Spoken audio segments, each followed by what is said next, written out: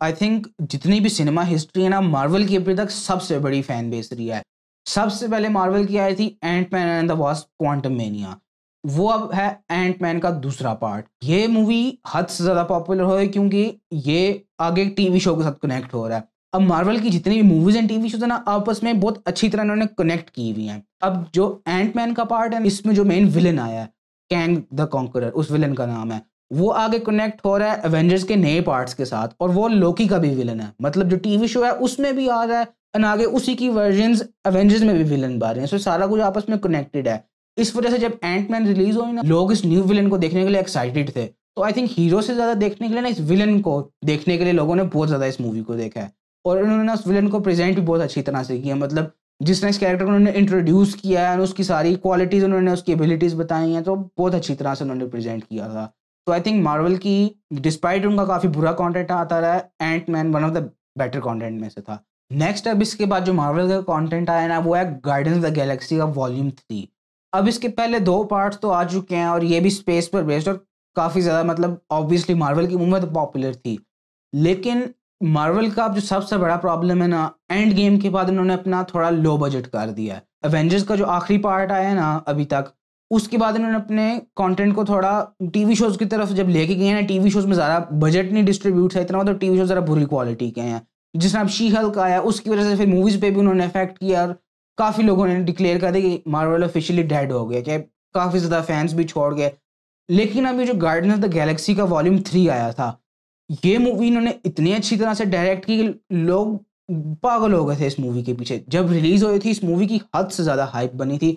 इसकी story, visual effects, और main एक टीम के ऊपर बेस्ड है ना, जो गार्डियंस ऑफ द गैलेक्सी पूरी उनकी टीम होती है। जिस तरह उन्होंने एंडिंग इतनी अच्छी की है, सारे कैरेक्टर्स आपस में किस तरह रियूनाइट हो रहे हैं, क्या हो रहा है, ये लोगों को हद से ज़्यादा अच्छी मूवी लगी थी। मेरा भी ये पर्सनल ओपिनियन है, और काफ़ी ज़्यादा लोग भी ये बोलते हैं कि इस मूवी ने मार्वल को रिवाइव किया है। मतलब मार्वल जो कितने अरसे से डेड होया था, बुरी सीरीज और बुरी मूवीज निकाल रहा था, ये काफ़ी अरसे बाद उन्होंने एक बिग लेवल की, बिग स्केल वाली मूवी निकाली जिसने सारा रिवाइव किया मार्वल को। तो आई थिंक ये 2023 में और मार्वल पूरी फ्रेंचाइज के लिए ना एक बहुत बड़ी मूवी रही है। मूवीज के अलावा अगर देखें ना, तो इस ईयर में मार्वल ने अपने टीवी शोज भी स्टिल कंटिन्यू रखे हैं। और आई थिंक इस बार क्योंकि गार्डियंस ऑफ द गैलेक्सी के जो आगे से रिव्यूज आए हैं, जितने उसने पैसे कमाए हैं, मार्वल ऑलमोस्ट वाकई में रिवाइव हुआ, क्योंकि अब जो नए टीवी शोज आए हैं ना, वो काफी अच्छी क्वालिटी के हैं। गार्डियंस ऑफ द गैलेक्सी के बाद आया सीक्रेट इन्वेजन। स्टार्ट वाले एपिसोड्स में तो लोगों को लगा था कि यार ये भी बोरिंग है, जिसमें पहले मार्वल के बुरे टीवी शोज हैं वैसा ही है। लेकिन जैसे जैसे ये प्रोग्रेस करता गया है ना, इस टीवी शो ने ऐसी चीजें बताई और स्टोरी लाइन इतनी इंटरेस्टिंग होती गई है ना, कि हर बंदा ने कहा कि यार वाकई में मार्वल वापस ठीक हो रहा है, अच्छे शोज निकाल रहे हैं।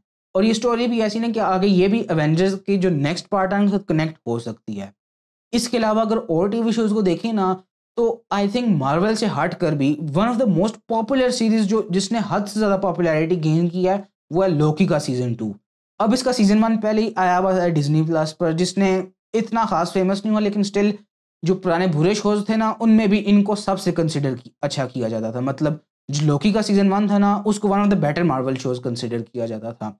अब जो सीजन 2 आया है, उसमें लोकी की कैरेक्टर डेवलपमेंट इतने अच्छी तरह से हुई है, और जो सारा कुछ जो स्टोरी चली है ना, उसमें उन्होंने विलन को भी ऐसी एंडिंग दी है कि वो आगे वापस आ सकता है नेक्स्ट मूवीज में, और लोकी को एक ऐसी यूनिक और इतनी अच्छी ग्लोरीफाइंग करके एंडिंग दी है ना, कि लोगों को इस कैरेक्टर से प्यार हो गया। लोगों ने बोला कि यार मार्वल का सबसे बेस्ट और सबसे स्ट्रॉन्गेस्ट कैरेक्टर है लोकी।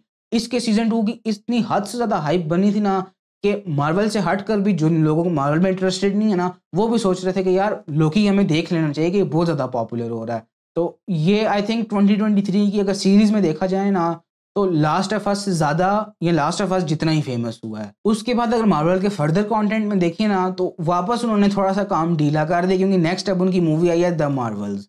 ये अब फैंस ने स्टिल कंसिडर किया था कि यार मार्वल रिवाइव हो गया, इनकी कंटेंट अच्छा आ रहा है, लेकिन फिर इनकी मूवी आ गई द मार्वल्स। उसकी अब स्टोरी भी ज़रा ढीली होगी, विजुअल इफेक्ट्स ठीक थे, लेकिन स्टिल लोगों को इंगेजिंग नहीं लगी। उन्होंने कहा यार ये क्या, मार्वल ने अपना कंटेंट ठीक करके वापस बुरी चीज़ें निकालने लग गए।